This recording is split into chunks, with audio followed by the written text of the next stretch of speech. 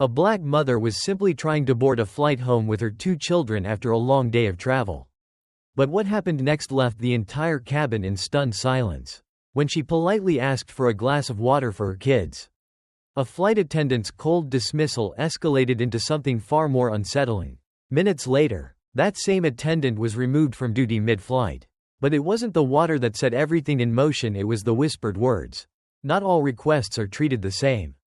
What unfolded next exposed the kind of prejudice that often hides in plain sight and sparked a reaction that no one on that plane could have predicted. Stay with me, this is a story that reveals how even the smallest moments can speak volumes about the world we live in. Before we dive into this, take a second to share where you're watching from today. And if this story resonates with you, don't forget to hit that subscribe button because these are the stories that need to be told. The airport was humming with the soft, unbroken murmur of lives in transit, announcements crackling over the intercom, the faint rattle of wheels gliding over tiled floors, the sighs of tired travelers resigned to the tempo of departure. Myra stood at the gate, her left hand gently resting on Jamie's small shoulder, while Skylar leaned heavily against her side. The boy's head drooped, half asleep, lulled by the quiet promise of movement. This was meant to be an ordinary flight, a simple hop from Atlanta to New York. A quick getaway before the rhythm of work and school resumed. But there was something in the air. Perhaps it was the way the gate agent barely glanced at their boarding passes. The flicker of disinterest in her eyes as she waved them through. Maybe it was the stiffness that seemed to linger in Myra's spine. As if her body anticipated something before her mind could catch up. Years of quiet observations had trained her to notice the smallest shifts in the atmosphere. The subtle rearrangements of energy that signaled when and where she was unwelcome. "Mom, I'm thirsty," Jamie mumbled, rubbing his eyes. "I know, baby," Myra whispered, brushing his forehead. They boarded in the usual slow-moving line, navigating narrow aisles, apologizing as Skylar's backpack bumped the occasional knee or elbow. She felt the glances, the quick, fleeting kind that didn't linger long enough to be called hostile, but existed just enough to be felt. They were the only black family in their row, maybe in their section. This, too, was not new. By the time they settled into their seats, the plane hummed softly beneath them. The air conditioning rattled from the overhead vents, and Myra took a breath, letting the sterile coolness calm her nerves.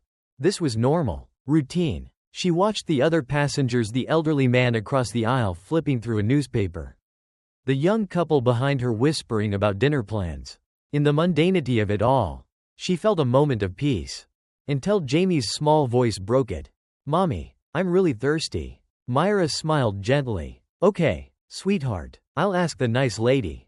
"All right." The nice lady appeared moments later, cart rattling down the aisle, her uniform crisp, her hair pulled into a tight, neat bun. Myra waited patiently, watching the rows ahead as water and drinks were distributed. When the flight attendant finally approached, Myra's voice was soft but clear. "Excuse me, could we get some water? Please? Just for my children." The attendant paused, glancing briefly down at the 2 children, Jamie's tired eyes blinking up at her.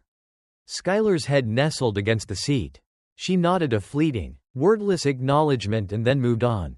Myra waited. 5 minutes. 10. Her gaze flickered toward the back of the plane, searching for the woman. There was no sign of her. Myra exhaled, pressing her lips together. "It's busy," she told herself. "Planes are hectic. Maybe she just forgot." Another 15 minutes passed. The man across the aisle had received 2 refills of his ginger ale. The couple behind her sipped their sodas with quiet satisfaction. But the empty plastic cups on the tray in front of her children remained untouched. Myra leaned forward slightly, craning her neck as the attendant passed again. "Excuse me," she said a little louder this time. "I think we may have been missed. Could we just get some water for the kids?" The attendant's eyes met hers, cool, detached. "I'm busy right now," she said, before disappearing toward the front of the plane. Myra sat back slowly. Jamie tugged at her sleeve. "Mom? I know, baby. This wasn't about the water. It was never just about the water." A familiar weight settled in Myra's chest, the heavy, suffocating kind that pressed against her ribs, tightening like an invisible hand. She had learned long ago to recognize the quiet indignities, the way they snuck into the corners of a day. whispered beneath the surface of otherwise ordinary moments. She could have let it go. But then she glanced at Skylar, who was wide awake now, watching her carefully. Children learn not from what you tell them, but from what you do. Myra took a steadying breath and stood. She maneuvered carefully through the aisle, brushing past legs and tucked elbows until she reached the front of the plane. The curtain separating first class from the rest of the cabin fluttered slightly as the attendant emerged. Her arms folded across her chest. "Hi," Myra began, her voice calm but firm. "I'm sorry to bother you, but I asked for some water for my kids about 30 minutes ago. They're really thirsty, and The attendant's expression hardened. "I told you I was busy." Her words came out clipped. Final, the kind of tone meant to end conversations, not prolong them. For a moment, the air between them was heavy and still. But beneath that stillness, Myra felt the same thing she had felt at the gate. In the aisle, in every glance that lingered just a second too long. The words that weren't said but were felt just the same. Not all requests are treated the same. Her heart pounded against her ribs. And this time, she wasn't going to let it go. Myra returned to her seat slowly. The hum of the plane engines somehow louder now, as if they were swallowing the silence left behind by the brief confrontation. Skylar shifted in his seat, watching her with wide, questioning eyes. Jamie leaned into her, his small hand finding comfort in the fabric of her sleeve. "Did she say yes, Mama?" Jamie asked softly. Myra glanced at the empty tray table, the small circular indent where a plastic cup should have been. The question hung there, suspended in the stale cabin air. "She said she's busy," Myra replied, but even as the words left her mouth, they tasted bitter. Jamie nodded, accepting this as truth, but Skylar's gaze lingered on his mother's face a little longer. Myra could feel it, that unspoken awareness that children often carried too young to articulate, too sharp to ignore. The plane dipped slightly as the pilot's voice broke over the intercom, announcing the estimated arrival time. The distraction was fleeting. Myra's mind was somewhere else now, caught between the moment she had just lived and the memory of countless others like it. She had been here before. She remembered the department store, how a clerk had followed her through aisles of clothing racks, eyes narrowed as if waiting for her to slip something into her bag. She remembered the restaurant in Charleston, how the waiter avoided their table long after the other guests had been served. And she remembered the unrelenting, polite facade, the way she smiled through it all, the way she reassured Skylar and Jamie that it wasn't worth making a scene. But this time, she felt something shift. It wasn't just about the water. It was the way the flight attendant's eyes had met hers, cold and impersonal, the way her voice flattened at the end of every sentence like a door swinging shut. Myra wasn't just dismissed, she was diminished, reduced to something smaller, and in front of her children. She smoothed Jamie's curls with a gentle hand and leaned back into her seat. Her eyes fixed on the overhead panel. She could feel the weight of Skylar's stare, heavy and expectant. The thing about these moments, the ones soaked in quiet prejudice, is that they rarely arrive loudly. They slip in through cracks, disguise themselves as minor inconveniences, and settle in the back of the throat, like something bitter that refuses to be swallowed. The cart rattled again, and the flight attendant reappeared, pouring small cups of juice and soda into the waiting hands of passengers. Myra watched, waiting for the flicker of acknowledgement, some sign that she had not imagined the slight. It did not come. By the time Rachel reached their row, she didn't even pause. Myra caught her sleeve lightly as she passed.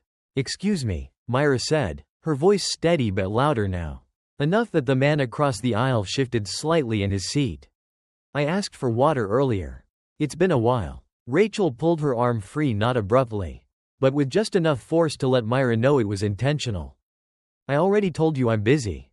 This time, the words were slower, sharper, as if to emphasize the finality. A few heads turned. The elderly woman sitting 2 rows ahead glanced over her shoulder, her expression fleeting there and gone, like she had seen something she wished she hadn't.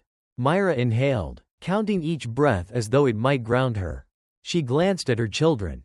Jamie was playing with the seatbelt strap, but Skylar's eyes burned into her, wide and unblinking. He wasn't confused anymore. He was waiting. It was strange, how a child's gaze could feel heavier than the weight of the moment itself.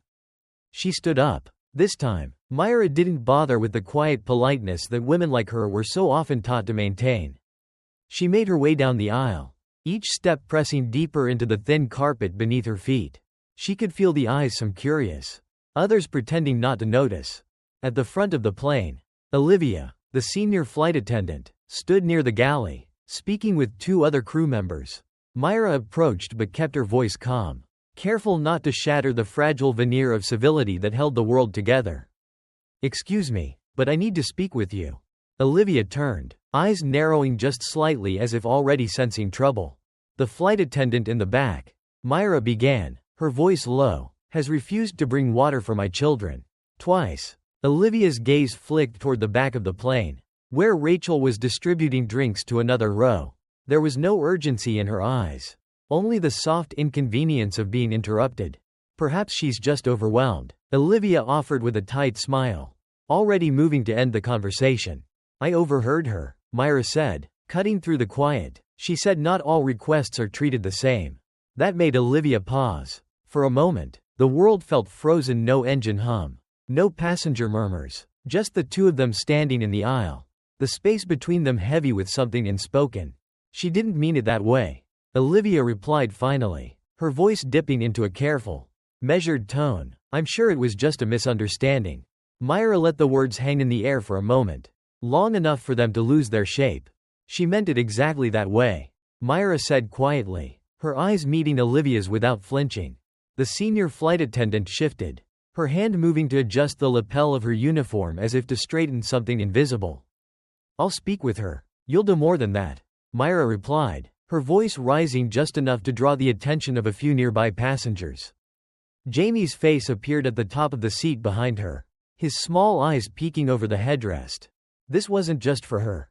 It never was. The space between Myra and the senior flight attendant seemed to stretch, silent yet crowded with something heavy, something neither of them could name.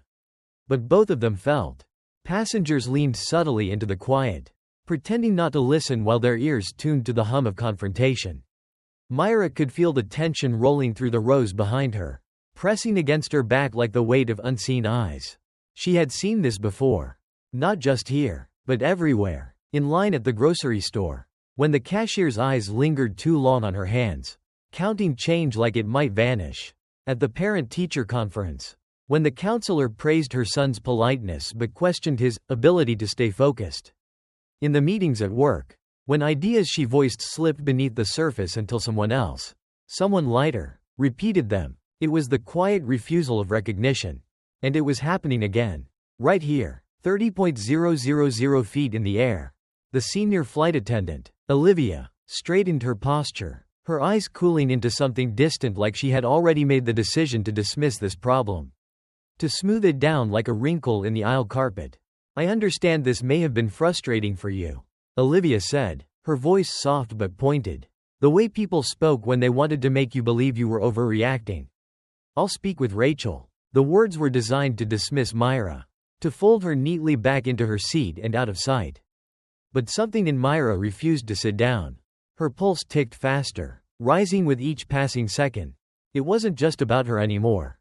Jamie's eyes, wide and curious, peeked over the seat. Skylar, older but still too young to carry the weight of understanding, watched quietly, his brow furrowed as if he sensed the shift in his mother's stance. Myra inhaled sharply, anchoring herself to that small, silent detail, the way her children watched her now, searching her face for permission to believe the world was fair. It wasn't fair, and she wasn't going to pretend otherwise. "I don't think you understand," Myra replied, and her voice no longer tiptoed around the edges of politeness. It filled the narrow space between them, stretching beyond the galley, curling into the ears of every onlooker pretending not to notice. Her heart pounded harder. "This isn't about frustration. This is about the way my children have been ignored twice. And I heard what your flight attendant said. I'm not misunderstanding anything." For a moment, Olivia hesitated, but not because she agreed. It was the kind of hesitation that comes when someone realizes the situation won't simply pass without consequence. Passengers shifted in their seats. The elderly man across the aisle folded his newspaper in half, lowering it to his lap as if it had grown too heavy to hold. "She'll bring the water," Olivia finally said, but the words felt as empty as the plastic cups on the tray table. "That's not enough," Myra replied, her voice, though calm, carved through the noise, steady and unrelenting. I want to know why it was enough for everyone else to have what they asked for except us. There it was, the thing Olivia had hoped to avoid. The truth had stepped fully into the light. The senior flight attendant's gaze flickered just briefly toward the rows of passengers.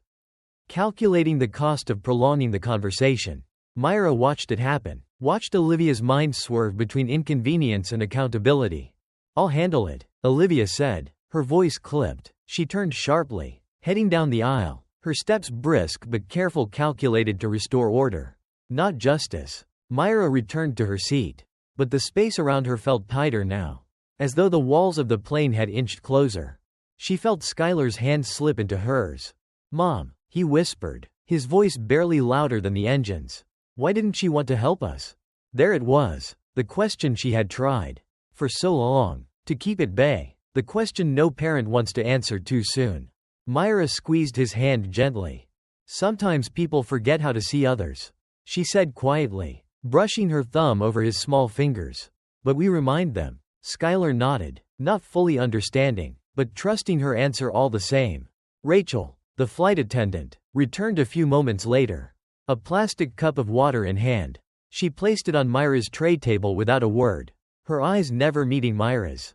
It wasn't just water, it was an offering wrapped in resentment, a reminder that even the smallest things could carry weight when they were withheld.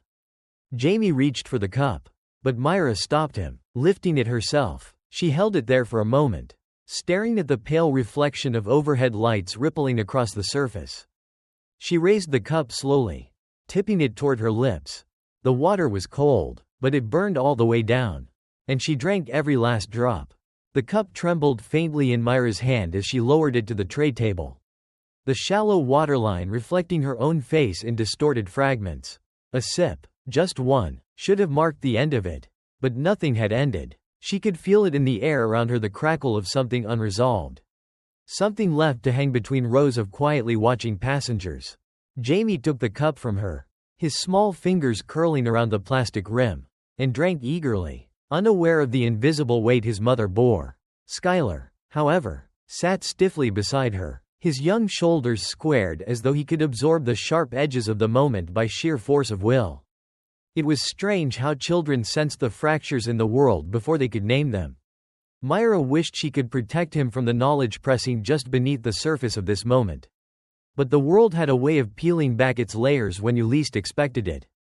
As Rachel passed their row again, Myra felt her entire body stiffen involuntarily. The flight attendant didn't glance down this time, didn't acknowledge the cup had been delivered. To her, it was over, a brief inconvenience, wrapped up and discarded like crumpled foil. But Myra wasn't sure it was over at all. The quiet stayed with her. She wondered how many other passengers on this flight, in their comfortable bubbles of silence, understood what had just unfolded, or if they had dismissed it as some minor misunderstanding, as Olivia had tried to frame it. And Myra thought no. She knew that was the trouble with this country.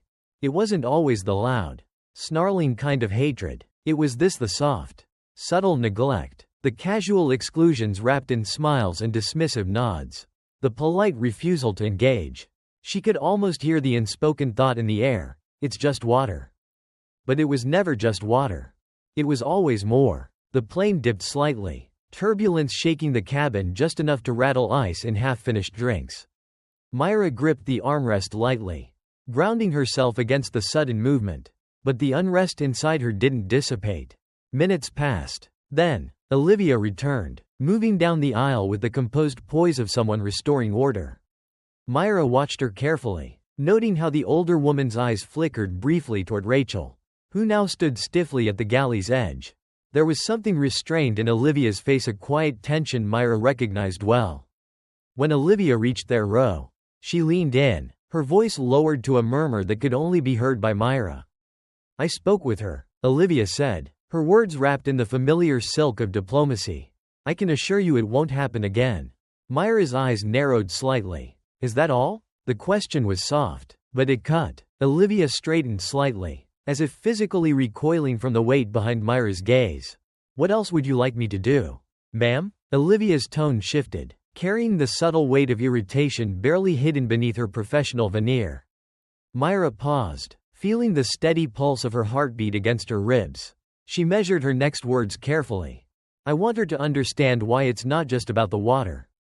Olivia exhaled through her nose, clearly taken aback by the response. For a fleeting moment, her facade cracked just a hairline fracture, but enough for Myra to glimpse the unspoken thoughts swirling behind her carefully composed mask. Why can't you just let it go? But Myra didn't let things go anymore. Not when her children were watching. I'll make a note of it, Olivia replied tersely, her professionalism tightening into something colder. Thank you, Myra said, though her voice carried no gratitude. As Olivia moved on, Myra felt Skylar lean closer. What did she say? He whispered. Myra smoothed his hair gently, her fingers lingering in his curls longer than necessary. She said it won't happen again, she replied, but even as the words left her mouth, they tasted false. Because it would happen again. Maybe not to her, maybe not on this plane. But somewhere, someone would ask for water. And there would be another Rachel. And there would be another Olivia to smooth over the edges. And the world would go on unchanged. The injustice was so ordinary it felt like part of the scenery.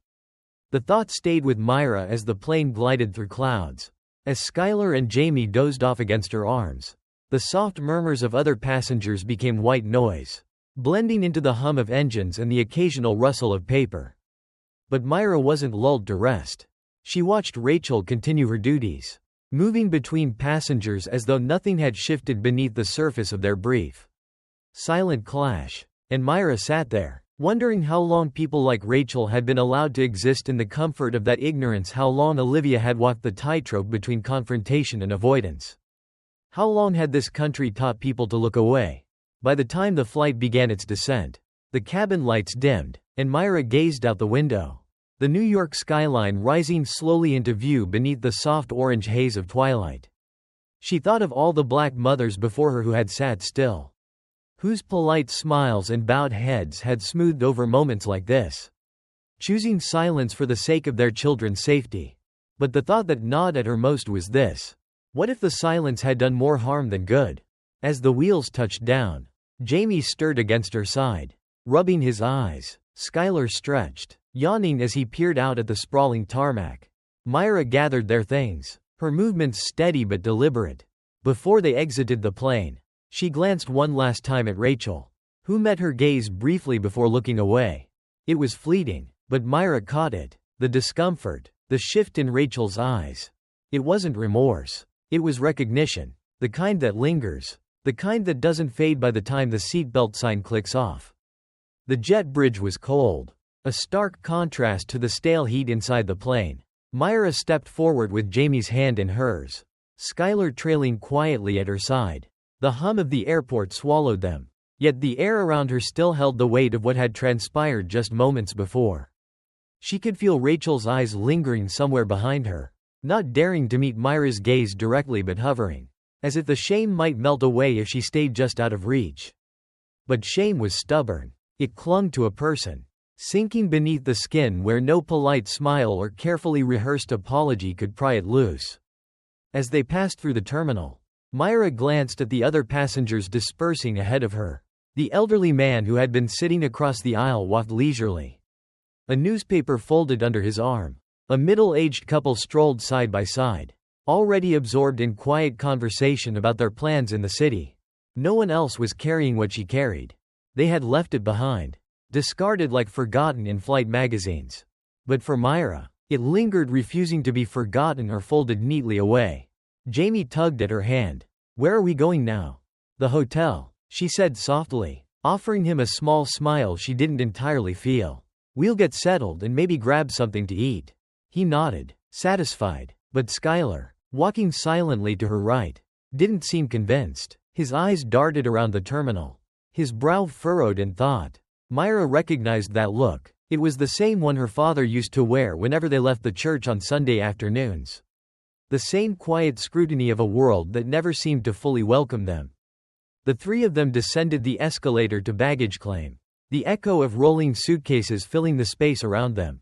As they waited, Myra's thoughts drifted. What bothered her wasn't just Rachel's refusal to serve them or even the words she had whispered, "Not all requests are treated the same." It was the silence, the absence of protest, The indifference of the passengers who had seen and heard but said nothing. This was how it happened, wasn't it? Not in grand, sweeping gestures, but in these quiet moments, the erosion of dignity. Piece by piece, until one day you looked in the mirror and found there was less of yourself staring back. Myra tightened her grip on Jamie's hand, grounding herself against the thought. The carousel lurched to life, and suitcases began tumbling onto the conveyor belt. She scanned the line for their bags, but Skylar's voice pulled her attention. "Mom." She turned to find him staring at something across the room. Near the far wall, Rachel stood stiffly by the customer service desk, speaking in hushed tones with Olivia. The senior flight attendant's expression was unreadable, but Rachel's face was pale, her arms folded tightly across her chest. Olivia's eyes flicked in Myra's direction, just for a moment. Then Rachel turned and met her gaze fully. There it was, recognition, but not the kind Myra had hoped for. It wasn't understanding, it wasn't remorse. It was fear. The fear of exposure, of consequence. Rachel shifted her weight uncomfortably beneath Myra's stare, like a child caught in the act but unwilling to admit wrongdoing. Olivia spoke to her again, quieter this time, and Rachel nodded hurriedly before slipping away through a side door. "Did she get in trouble?" Skylar asked, watching as Rachel disappeared down the hall. "I don't know," Myra replied honestly. And she didn't. Perhaps Olivia's words had been harsher than expected. Perhaps Rachel had simply been reminded of something she'd rather forget. But Myra knew how this story often ended.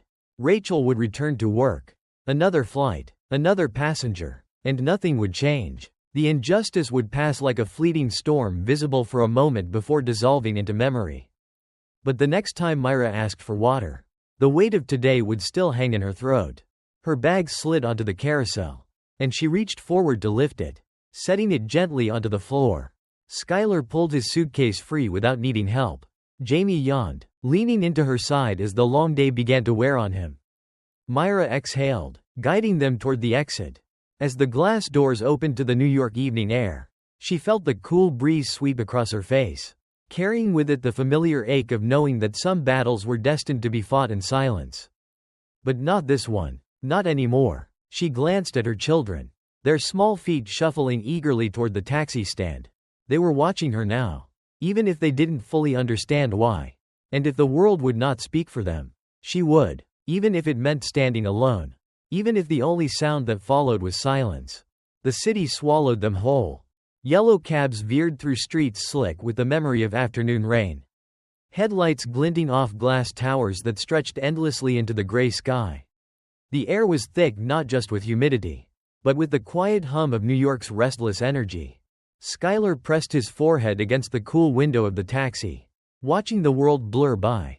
Jamie, smaller and more susceptible to the sway of exhaustion, had already dozed off, his head heavy against Myra's arm. But Myra was wide awake. She could still feel the edges of Rachel's gaze, lingering like fingerprints left smudged on her skin. She had thought it would end at the airport, thought she could leave the weight of the day behind as easily as stepping through the glass doors and onto the curb. But injustice was not so gracious. It followed quietly, hitching itself to the seams of memory, riding beside you like an unwelcome passenger. She ran her thumb absently along Jamie's back as he slept, tracing small, soothing circles against the fabric of his t-shirt. He shifted slightly but did not wake. "Are you okay, Mom?" Skylar's voice was soft, almost tentative, but it cut through the static in her mind like a thread being tugged loose.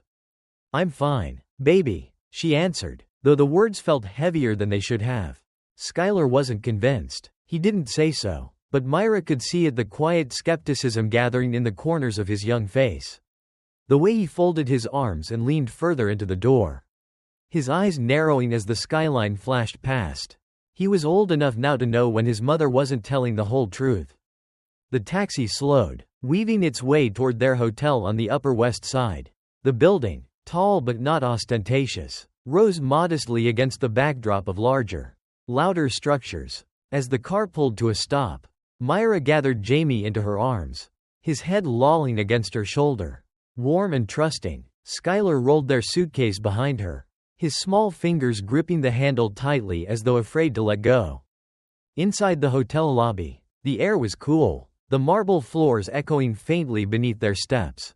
But as Myra approached the front desk, she felt it again, that subtle, familiar shift. The young woman behind the counter offered a polite but distant smile, her eyes skimming briefly over Jamie and Skylar before returning to the screen in front of her. "Welcome to the Hudson," the receptionist said, her tone light but impersonal. "Name for the reservation?" "Myra Lewis," she replied. The receptionist's fingers hovered over the keyboard. There was a pause. Not long, no more than 2 or 3 seconds, but long enough. Long enough for Myra to recognize the hesitation. She had seen it before. It was the pause that came when people recalibrated their expectations, when the face in front of them didn't match the name they had imagined. There were no outright words, no explicit signs, just that soft, almost imperceptible flicker, like the briefest misstep on a staircase.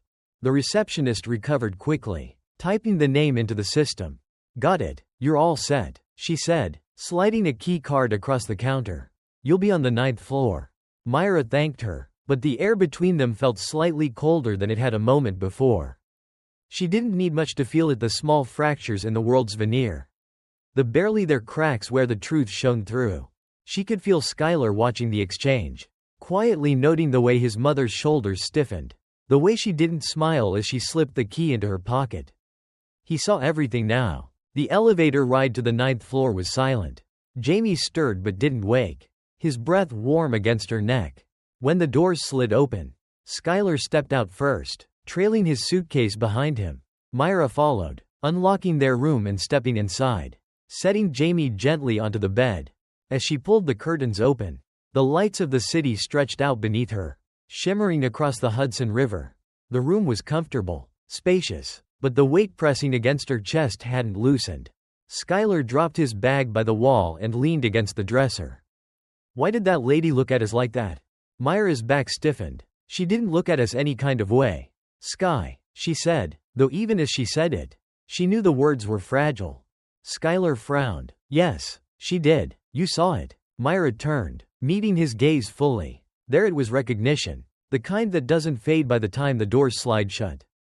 She sat down beside him, smoothing his hair gently, though he was getting too old for it now. "Sometimes people hesitate," she said carefully, choosing each word as if placing it atop glass. "Sometimes they don't even know they're doing it." Skylar didn't look convinced. "But why us?" he asked softly, his voice threading through the quiet. Myra exhaled, brushing her palm against his cheek the way her mother once did for her, back when she was small enough to ask the same questions. "It's not just us, baby," she said, her voice low but steady. "It's people who look like us. People who make the world pause just long enough for them to decide how much space we deserve." Skylar nodded, but the weight of her words pressed into him, folding into the corners of his young mind where they would linger long after this trip ended. The room was quiet for a long while, save for the muffled hum of the city outside. Finally, Skylar shifted, leaning his head lightly against her arm.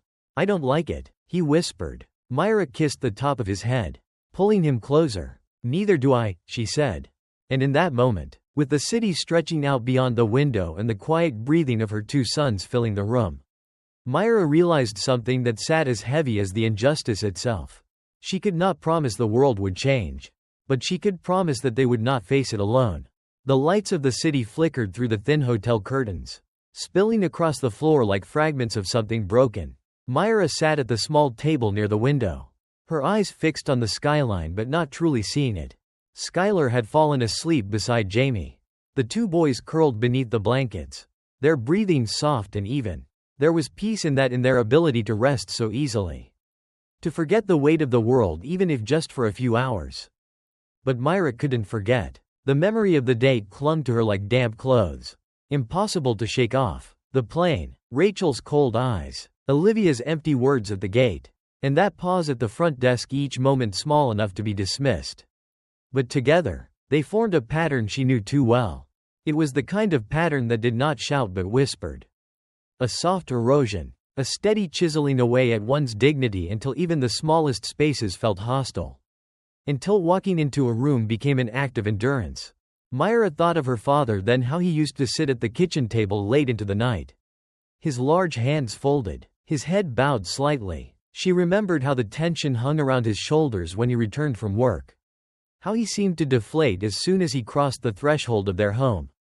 "Your father carries the world on his back," her mother had once said, pulling Myra close, "and he doesn't let it go, even when he should." Now, she understood what her mother meant. She felt it. Her gaze drifted back to the boys, their faces illuminated faintly by the glow of the bedside lamp. Jamie's hand twitched in his sleep, grasping at something imaginary, while Skylar lay still, as if even in rest he kept his guard. A knock at the door startled her.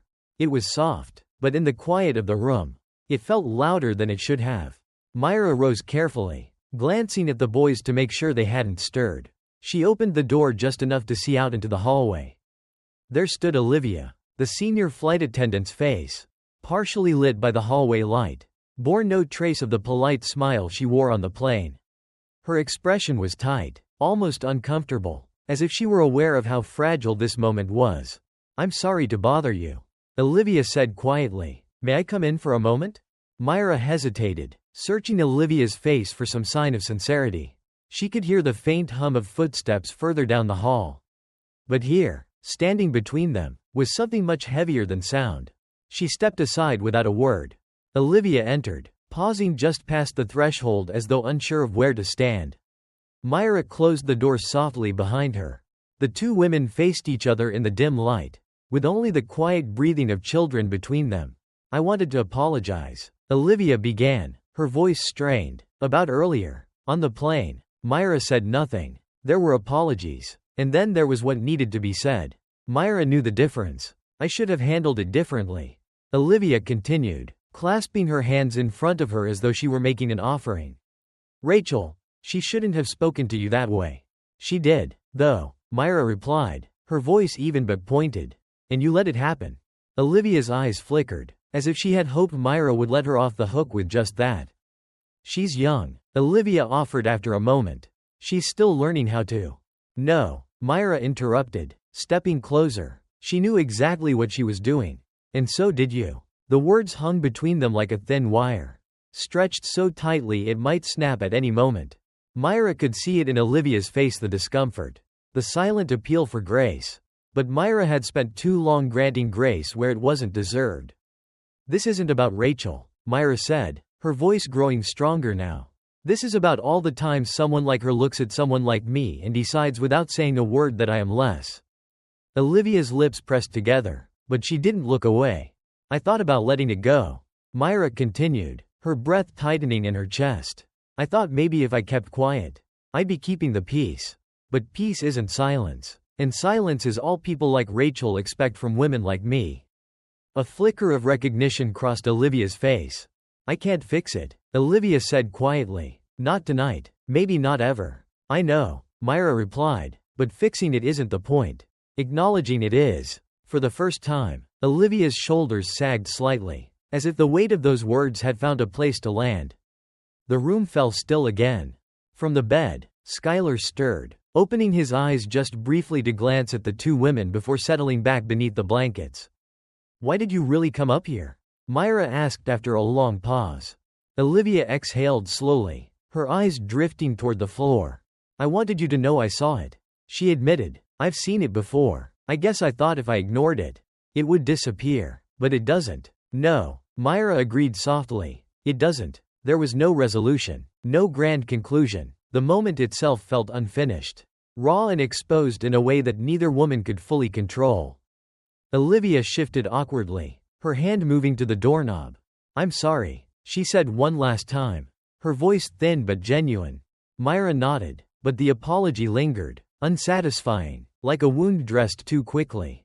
As the door closed softly behind Olivia, Myra returned to the window, staring out at the lights that stretched endlessly across the city. Skylar's quiet voice broke the silence. "Who was that?" Myra turned, meeting his sleepy gaze. "Someone trying to figure things out," she replied, tucking the blanket around him a little tighter. Skylar considered her words, then nodded, as if that answer was enough for now. But Myra knew the truth. Some people spent their whole lives trying to figure it out. And some, like her, didn't have the luxury of time. The city had grown quieter by the time Myra stood at the window again. Though the hum of distant traffic never fully disappeared, it lingered like an echo beneath her thoughts. low and persistent, as if even the streets themselves could not quite let the day go.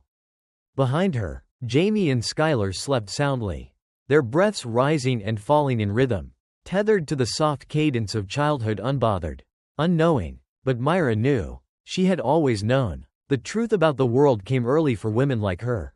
You didn't stumble upon it by accident or through gentle discovery.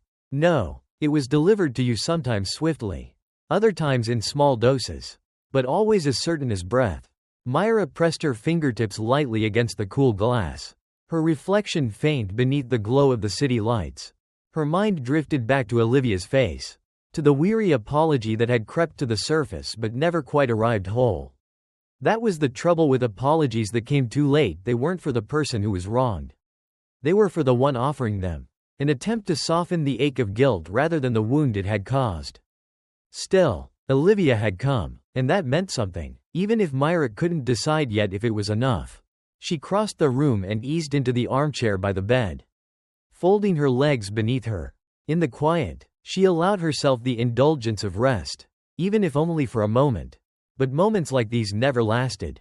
The ringing of the hotel phone sliced through the stillness, sharp and unexpected. Myra startled slightly but quickly rose to answer, her hand wrapping around the receiver with hesitation. "Hello?" The voice on the other end was clipped, professional, the kind of tone that belonged to someone who handled problems but rarely solved them. "Mrs. Lewis?" "Yes. This is the front desk. I'm sorry to disturb you at this hour. There's been a report regarding your room." Myra's grip tightened on the phone. "A report?" "Yes, ma'am. One of our guests mentioned a noise complaint earlier this evening. We understand there may have been some discussion with another member of our staff." For a long moment, Myra said nothing. She could feel the room closing in, the space between her and the front desk stretching impossibly long, an invisible chasm that could not be crossed by reason alone.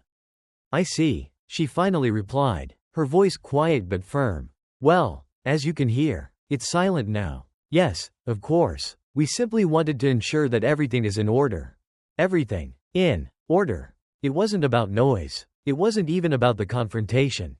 It was about Myra, about the idea of her presence, her and the two children tucked away in a hotel room that, for some, might feel like an intrusion, even if unspoken. "Everything is fine," she said, allowing no space for doubt.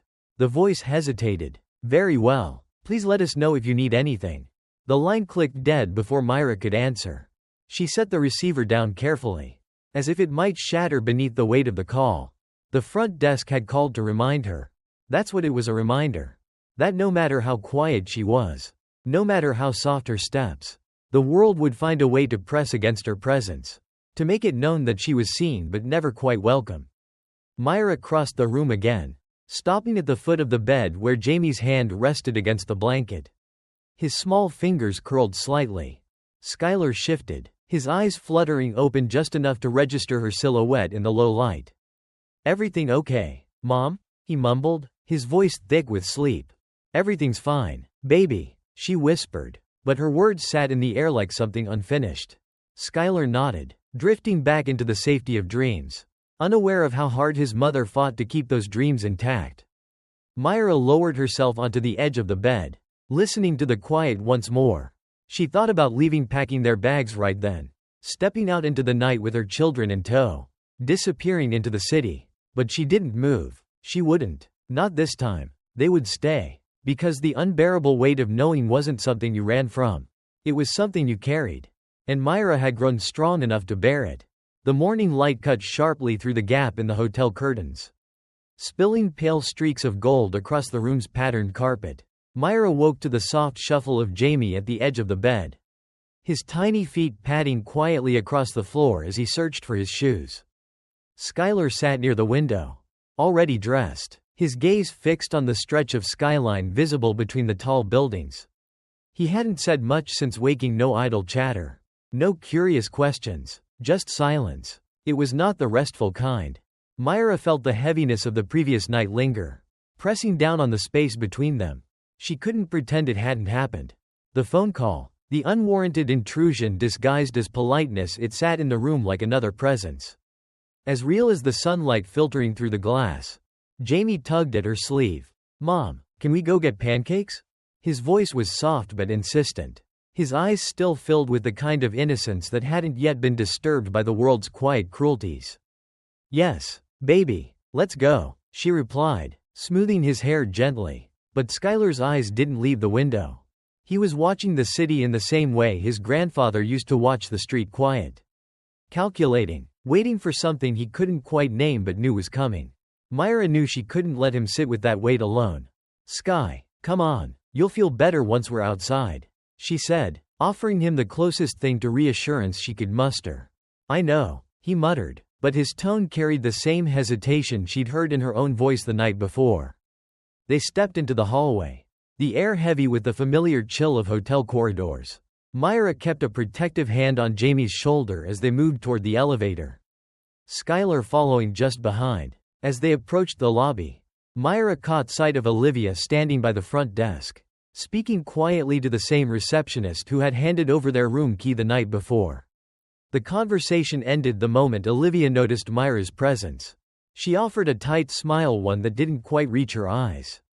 But Myra wasn't interested in polite performances. The lobby, filled with the faint hum of early morning travelers, seemed to quiet slightly as Myra passed through. She could feel it. She had always felt it. It was the way space shifted around her. How eyes lingered a second longer than necessary. How her presence, quiet and unassuming, seemed to register in the air like the crackle before a storm. The subtle, unspoken tension that black people learned to recognize too early and too often.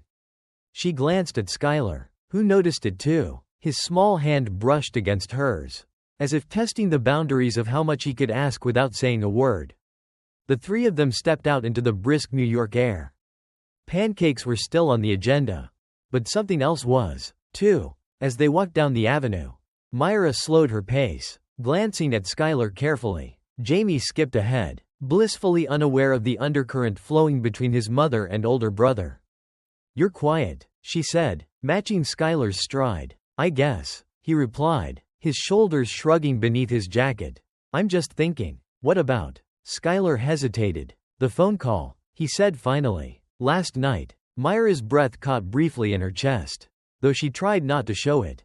"You were supposed to be asleep," she said softly. "I woke up." They walked in silence for a few steps before he continued. "Why did they call our room?" Myra stopped, kneeling so she was at eye level with him, her hands resting gently on his shoulders. "Sometimes people look for reasons to remind us where they think we belong," she said carefully. "Even when we haven't done anything wrong." Skylar's brow furrowed, his eyes scanning the busy street as though searching for some logic to hold on to. "That doesn't make sense," he whispered. "No, it doesn't," Myra admitted, "but that's the world sometimes." Skylar's lips pressed into a thin line, his frustration evident. "What are we supposed to do then?" For a moment, Myra didn't answer. She thought of her own mother, the way she used to brush off moments like these with quiet acceptance, as if laying low was the best survival tactic. But that had been another time. And Myra knew she couldn't raise her children to shrink. "We make them see us," she said firmly. "We make them hear us. And we don't let them tell our story for us." Skylar considered her words, nodding slowly. He didn't fully understand yet. But he would. Because the world would ensure he did. Whether Myra wanted it or not. Jamie's voice interrupted the moment. "Mom, I see the pancake place," he called from down the block. Waving eagerly, Myra smiled, rising to her feet. "Let's go," she said, taking Skylar's hand in hers. As they walked, Myra felt the tension begin to ease, not disappear entirely, but loosen its grip just enough to let her breathe. The world had not changed overnight. It wouldn't. But in the quiet resilience of that morning walk, Myra knew that the act of holding your head high despite the weight pressing down was its own form of defiance.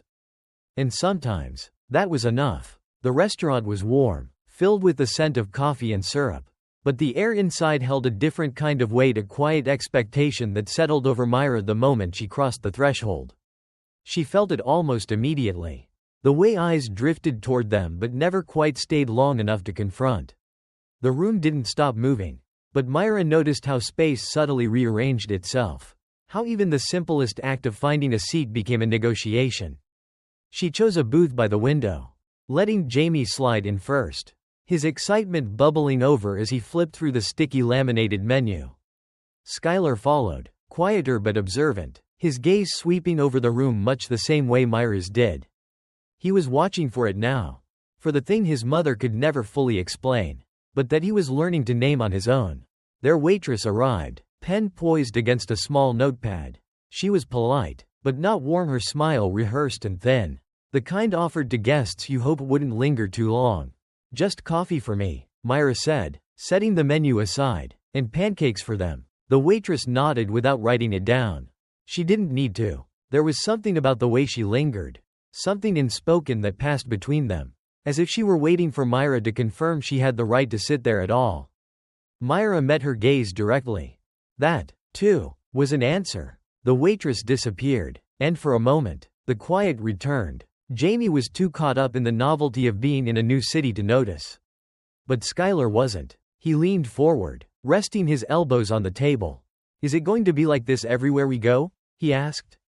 His voice just loud enough for Myra to catch but too soft for anyone else.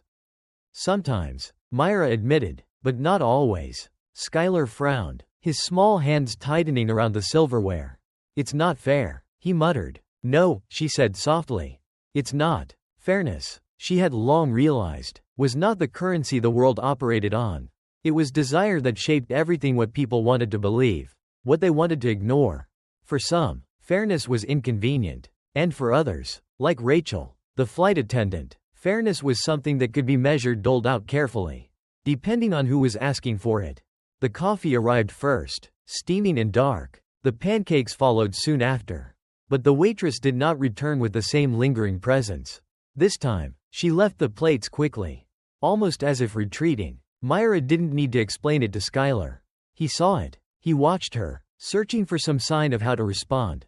Would she let it pass? Would she smooth it over, the way black mothers so often had to do? But Myra was tired. Tired of being the one to soften the sharp edges of other people's discomfort. Halfway through breakfast, a man entered the restaurant, his broad shoulders filling the doorway before he stepped inside. He was white, middle-aged, with the casual confidence of someone accustomed to the world bending ever so slightly to make room for him. His eyes swept the room, and when they landed on Myra's table, they stayed there for a breath too long. She felt Skylar tense beside her. Jamie, blissfully unaware, stuffed a forkful of syrup-drenched pancake into his mouth. The man didn't move right away. He didn't need to. His presence alone shifted the air. It wasn't overt. There was no malice on his face. No curling sneer or pointed gesture. But that was the danger of it, how subtle it was. How easy it would be to mistake it for nothing at all if you didn't know better. But Myra knew better. The man took a seat near the counter. But she could feel his gaze still flicker toward them, like the faint hum of electricity beneath a floorboard. Her hand tightened slightly around her coffee cup, the porcelain warm beneath her fingertips. Skylar leaned closer. "He's staring," he whispered. "I know," Myra replied without looking. "What do we do?" Her heart clenched at the question. Because the truth was, there wasn't much they could do. They could leave. They could sit quietly and wait it out. Or they could confront it. Though Myra knew from experience that confrontation rarely ended in triumph. It often ended in exhaustion. And yet, as she looked at Skylar, she knew leaving would teach him the wrong lesson. That retreat was the only option. That the right to exist peacefully in public spaces was something you negotiated, rather than something you took as a given. Myra set her coffee down with deliberate care. She turned her head, meeting the man's gaze directly. She did not look away. His eyes narrowed briefly, perhaps in surprise, perhaps in irritation, but he held the stare for only a few seconds longer before dropping it altogether. He shifted in his seat, adjusting his jacket as if the room had suddenly grown too warm. And just like that, the air shifted again, the balance restored. Skylar's eyes followed the exchange carefully. And when he looked back at his mother, there was something else in his gaze. A small flicker of pride. Jamie, still too young to understand the undercurrent running beneath the morning, grinned as syrup dripped down his chin. "More pancakes, Mom?" Myra smiled softly, ruffling his hair. "Of course, baby." She caught the waitress's eye, signaling for another plate. This time, the woman moved faster, her steps lighter. The man at the counter sipped his coffee in silence, no longer interested in the table by the window. By the time they left the restaurant, The sun had climbed higher in the sky, and the weight Myra carried felt just a little lighter. Skylar slipped his hand into hers as they walked down the busy street. "You didn't say anything," he said quietly. "I didn't have to," Myra replied, squeezing his hand gently. Some battles were won in silence. But it was not the silence of surrender. It was the silence that declared, "I am here. I see you, and I will not move." The wind had shifted by the time they left the restaurant, tugging gently at the hem of Myra's coat as if urging her to move faster. She held Jamie's hand as they crossed the street, the weight of his small body grounding her against the swell of the afternoon crowd. Skylar walked close beside her, his gaze flicking over the faces they passed, shoulders drawn tight in the way only children learning the world's sharp edges carry themselves. The city pulsed around them, impatient, alive, but Myra could feel the quiet stillness trailing behind her. That man's stare, the one from the restaurant, hadn't lasted long, but long enough had its own weight. Long enough to remind her that no matter how far she traveled, no matter how many times she met those eyes with steel, she could not shift the current that carried her through the world. It had always been there, a tide that rose not to drown, but to erode. Jamie tugged at her hand. "Where are we going now?" he asked, craning his neck to peer up at her. "To the park," she answered softly. "Let's stretch our legs." He grinned and hurried his steps, as if Central Park might vanish if he didn't reach it soon enough. But Skylar didn't move. Myra stopped, feeling his hesitation without needing to see it. "What is it, baby?" Skylar's hands stayed in his pockets, his eyes fixed on his shoes. "Nothing," he mumbled. Myra crouched beside him, gently brushing the curls from his forehead. "It's not nothing." He looked up at her then, his eyes uncertain. "Does it ever stop?" he asked, his voice so soft she barely caught the words beneath the passing cars. The simplicity of the question nearly took the breath from her chest. Skylar hadn't named it outright, but he didn't need to. Myra knew what he meant. Would the stares stop? Would the phone calls at midnight? The quiet but deliberate slights? The whispered assumptions, would all of it ever leave them be? She thought of her father. The way he used to sit in his old recliner after dinner, his broad shoulders folded inward as if to contain the weight he carried. She remembered how his eyes sometimes lingered on the window, as if searching for something beyond the glass, something that might never come. Myra cupped Skylar's face gently. "I wish I could say yes," she admitted. "I wish I could promise that one day it'll be different." Skylar's lips pressed into a thin line, his shoulders slumping just enough for her to notice. "But I can promise you this," she continued, her voice steady, unshaken by the truth she carried. "You won't go through it alone." Skylar held her gaze for a moment, his small face searching hers for the certainty he needed. And slowly, he nodded. They walked the rest of the way in silence, Jamie darting ahead and Skylar close by her side. When they reached the park, the expanse of green stretched out before them like a different world, entirely one untouched by the tensions of the morning. If only for a little while. Jamie ran toward the playground, his laughter rising with the wind. Skylar hesitated, but Myra nudged him forward gently. "Go," she said. "I'll be right here." Skylar gave a small smile and followed his brother, his footsteps lighter than before. Myra sat on a bench beneath the shade of an old oak tree, her hands folded in her lap as she watched them play. For a brief moment, the air felt lighter, but even in that stillness, Myra knew the weight was not gone. She saw it in the eyes of the other parents nearby, the quick glances toward her boys, the subtle shifts in posture, the way space carved itself wider when Jamie ran too close to another child. It wasn't cruel, but it was deliberate, and deliberate had its own kind of violence. A woman nearby called her daughter closer, her gaze flicking toward Skylar for just a second too long. Myra felt the familiar prickle beneath her skin, the quiet warning that came whenever her presence was questioned without words. She stood slowly, her steps measured as she approached Jamie, who was climbing the small set of monkey bars. Skylar had noticed the shift, too. His eyes followed the woman, watching her with a stillness Myra recognized. He didn't ask questions this time, and that was what broke her heart most. Skylar wasn't looking for fairness anymore. He was learning to brace for the inevitable. "Let's go," Myra said softly, offering her hand. Skylar took it without hesitation. Jamie groaned but obeyed, running to catch up. As they left the park, Myra felt the woman's eyes linger on their backs, silent but certain. And in that moment, Myra wondered how many more times her children would have to carry the weight of such small defeats. But she knew one thing for certain. They would carry them, because she had carried them. Because her father had. Because somewhere, someone always bore the weight. And maybe, just maybe, that burden would lessen. Not through the silence of surrender, but through the quiet resilience of standing firm. Again and again, even when the world refused to shift. The hotel room felt smaller when they returned. The afternoon light, which had once poured gently through the window, had begun to wane, casting long shadows along the carpet. Jamie flopped onto the bed, exhaustion catching up with his small frame. Skylar sat on the edge of the chair by the desk, his legs dangling just above the floor, staring out at the skyline but not really seeing it. Myra leaned against the dresser, arms folded tightly across her chest.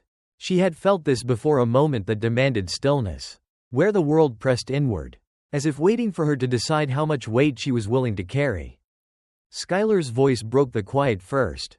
"Are we leaving tomorrow?" "Yes," Myra answered, though her voice carried the fatigue of someone who had lived an entire lifetime in the span of a day. "Good," he muttered, his eyes still fixed on the city beyond the glass. Myra straightened. "Why do you say that?" Skylar hesitated, shifting in his seat before finally meeting her gaze.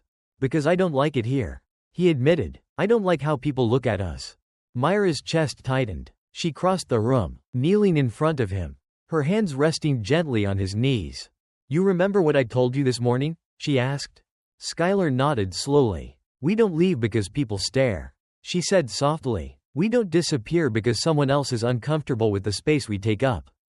Skylar's eyes searched hers, as if trying to find something steady enough to hold on to. "But what if they never stop?" he asked. Myra exhaled, smoothing a hand over his hair. "Then we stand even taller," she said, "because the moment we stop showing up, the moment we stop demanding to be seen, is the moment they win."